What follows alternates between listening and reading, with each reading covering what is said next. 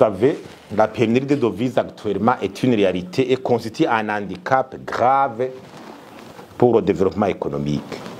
Et parmi les sources de devises, il y a principalement la promotion des exportations. Certes, la balance commerciale du Burundi a été toujours déficitaire parce que le taux de couverture des importations par les exportations n'a jamais dépassé 20%. Au Burundi, on ne produit presque rien. Il n'y a pas d'industrie vraiment digne de son nom pour au moins nous imposer sur le marché international au niveau des produits manufacturés. On n'exporte que des produits primaires, presque. Nous importons le carburant, tous les véhicules, les ordinateurs, les téléphones, les médicaments, engrais, biens d'équipement, les habits, souliers, matériaux de construction, équipements ménagers. C'est des produits alimentaires. Qu'est-ce que nous produisons? Même les kilodans, on les importe. Et on continue à nous faire parvoir qu'on est fort. Non! La force est sautée par des actions concrètes, des réalités. Ce n'est pas de la subjectivité. Au moment de la journée mondiale de l'agriculture, donc Parsem a voulu montrer la part du secteur agricole dans la promotion des exportations. Traditionnellement, autrefois, on parlait du café, du coton et du thé. Mais actuellement, on ne parle plus du coton.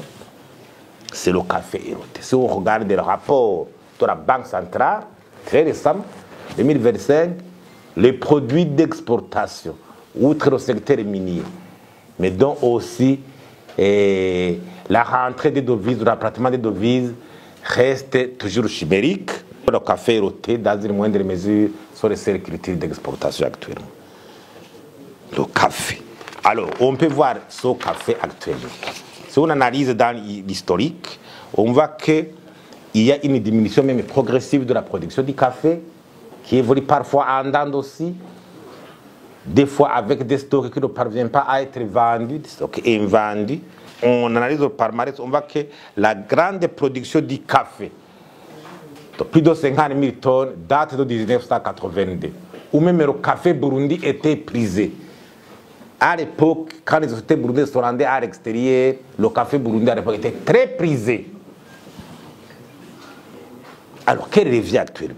On constate au niveau de l'entretien, les leviers sur lesquels il faut agir, au niveau de l'entretien, pas d'engrais suffisant pour entretenir les plantations. Les campagnes traditionnellement organisées comme la campagne de désinfectisation, ça a disparu. Le remplacement régulier des plants, normalement, il y a une durée de vie d'un plan il y a 15 ans ou 20 ans. Il faut remplacer. Il y a les types de plantations caféicoles qui cohabitent avec les produits vivriers. Surtout parce que nos terres agricoles s'amenuisent de plus en plus. Il y a l'atomisation des terres agricoles.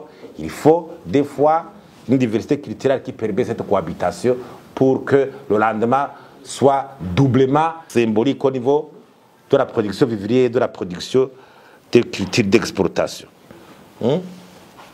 L'encadrement, les moniteurs, qui encadre les agriculteurs. Le faible marketing pour l'exportation. Actuellement, il y a un stock de l'année passée qui n'est pas encore vendu. Du café. Les agricultures, intéresser les agriculteurs. Parce que c'est le maillon de la chaîne le plus important. Au niveau du prix, le retard dans les paiements. Imaginez-vous actuellement, aucun agriculteur n'a pas encore été payé. Vous savez que depuis le mois de février, on commence à aller approvisionner la production aux stations de lavage, je crois. La production commence à être disponible aux stations de lavage depuis le mois de février. Mais jusqu'à maintenant, pas de paiement. Normalement, le premier paiement a été organisé depuis le mois de mai et le dernier paiement était au 31 août. Bientôt la rentrée scolaire. La rentrée scolaire. Imaginez-vous les familles qui attendent d'être payés, qui ont vendu leur café de production au stade de Laval, qui attendent d'être payés jusqu'à actuellement. Ils sont livrés, ces familles plutôt, sont livrées à l'usure. Il faut un examen de conscience de la part des décideurs.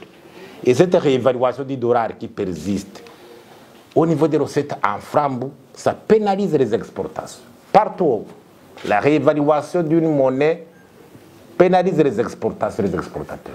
Vous savez que même dans la politique de promotion des exportations, plusieurs pays comme le Japon pratiquent la politique du dumping, la monnaie faible, pour intéresser les acteurs locaux à exporter. Donc cette réévaluation est un handicap, parce qu'on doit couvrir les frais, le paiement en bif. Les institutions financières actuelles, les systèmes de garantie sont-ils prêts à couvrir actuellement le paiement avec cette montée des prix?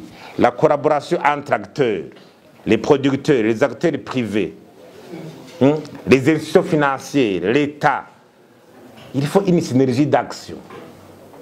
L'État doit abandonner son comportement de se faire comme une bonne à tout faire, pour tout orchestrer, tout régenter, sans vraiment promouvoir une dynamique de consultation, de dialogue avec les acteurs dans le secteur. Les acteurs de l'État, les Africains ne seront pas des sommités de sciences dans tous les domaines, non.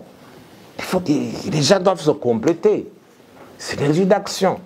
Le cafouillage institutionnel, ministère de l'Agriculture, ODK, en même temps acteur et régulateur, bureau d'études stratégiques à la présidence, inclus on dit abahigi benshi bayobezimbwa. Il faut harmoniser les décisions au niveau institutionnel. Quand il y a la compétition entre les institutions pour réguler ou contrôler un secteur, ça devient un problème. Mais les résultats sont toujours médiocres. La recherche à Alizabo aussi, peu finance, conséquences, désintéressement progressif. On parle de la digitalisation, marché pour... Oui, nous sommes pour la digitalisation, la modernisation, mais ça ne doit pas causer un tort aussi énorme. Si l'entreprise qui gagne le marché est-elle capable, même dans le temps, pour intéresser l'agriculteur, il y avait des fonds Stabex pour permettre à ce que l'agriculteur soit payé à temps, caféiculteur soit payé à temps au même prix. C'était le fonds Stabex qui intervenait malgré la volatilité des prix sur le marché international pour intéresser le producteur, le caféiculteur. Le retard dans l'exportation. On engage une masse monétaire en circulation pour payer, mais pas de contrepartie de devises. C'est grave au niveau économique. Une masse monétaire comme ça qu'on engage, qu'on écrit dans l'économie, mais sans contrepartie. Au niveau de l'économie réelle, au niveau des devises qui rentrent.